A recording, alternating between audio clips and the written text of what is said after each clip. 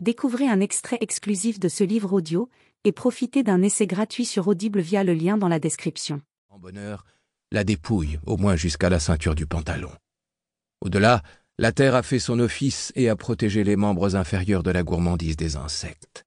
Mais thorax, abdomen, cou, tête ont pu enfler, gonfler, noircir, se liquéfier à loisir en cette masse ignoble et grouillante. Le temps de faire venir les gendarmes et la nuit est tombée. Une nuit sans lune et sans nuages. Une obscurité intense, loin de tout village, à l'origine de quelques difficultés pour retrouver la tombe improvisée.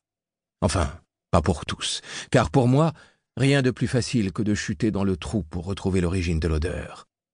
Voilà ce que c'est d'être attiré par les odeurs putrides comme les mouches par le miel. Bref, j'en suis là de mes pensées lorsqu'une lumière éblouissante troue l'obscurité. Des phares gigantesques m'éblouissent. Mais je vois enfin où j'ai mis les pieds. Dans une masse visqueuse, gluante à souhait, blanchâtre, avec d'énormes grumeaux. Derrière les lumières, je perçois une agitation. Je ne suis pas sûr que l'on m'ait vu.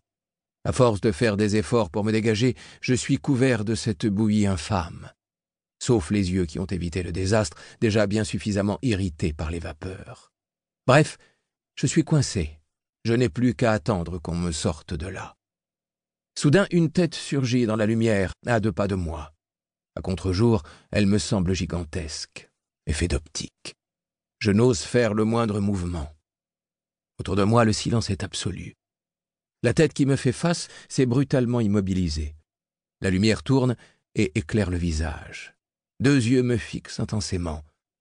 2 yeux gris-bleu, le regard intense, à un air très amusé. Pourtant, c'est sûr, si cette personne était à ma place, elle rigolerait moins. Une voix rompt enfin ce silence interminable.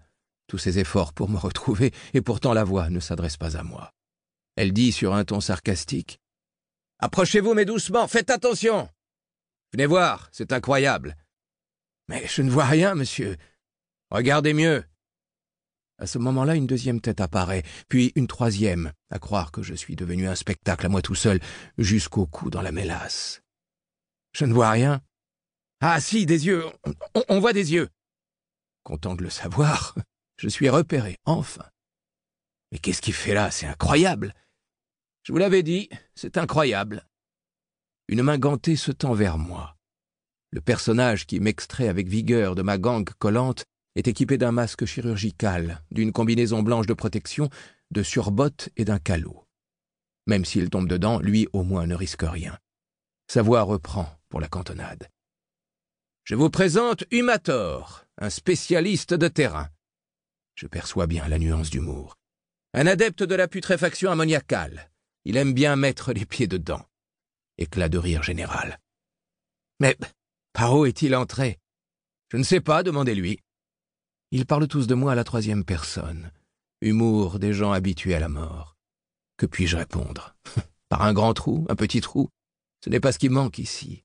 Mais pas un qui prendrait de mes nouvelles. Bref, une bonne toilette plus tard, je suis remis sur pattes. Mon sauveur se présente. Docteur Sapanet, légiste. Vous êtes bien Necrophorus humator, scarabée spécialiste de la 5e escouade. Si je pouvais parler, j'acquiescerais. À défaut, je cours de mes 6 pattes sur l'inox de la table d'autopsie vers ce cerveau où l'on m'a surpris en plein déjeuner. Chapitre 2. Légiste pour de vrai. Les sorciers vaudous lisent l'avenir dans les tripes de poulet. Moi, je lis le passé, enfin, j'essaie, dans les entrailles de mes contemporains. Je suis médecin légiste, un vrai. Pas comme ceux des séries américaines dont je ne loupe pourtant aucun épisode. Je les admire tous, élégants spécialistes en nœuds papillons dans des salles dignes de l'aventure spatiale, penchés sur les morts de la veille encore frais et beaux. Je les envie pour leur talent incroyable, capables qu'ils sont de dénicher à tout coup l'écaille de peinture d'1 millionième de millimètre cachée sous un repli de la peau derrière l'oreille, et d'en déduire le numéro de la plaque d'immatriculation de la voiture du meurtrier. Je voudrais bien être à leur place, parce que moi, mes macabées, ils sont franchement moins jolis. Depuis plus de 20 ans que j'exerce dans les sous-sols du CHU de Poitiers, j'en ai découpé des centaines, mais je crois que j'ai fait toute la gamme. Putréfiés, squelettisés, carbonisés, écrabouillés, parfois livrés en pièces détachées. Ils ont mauvaise mine, mes clients. Pas bon pour l'audimat, tout ça. En plus, ils puent souvent. À en tomber. Livre audio complet gratuit disponible en description de cette vidéo.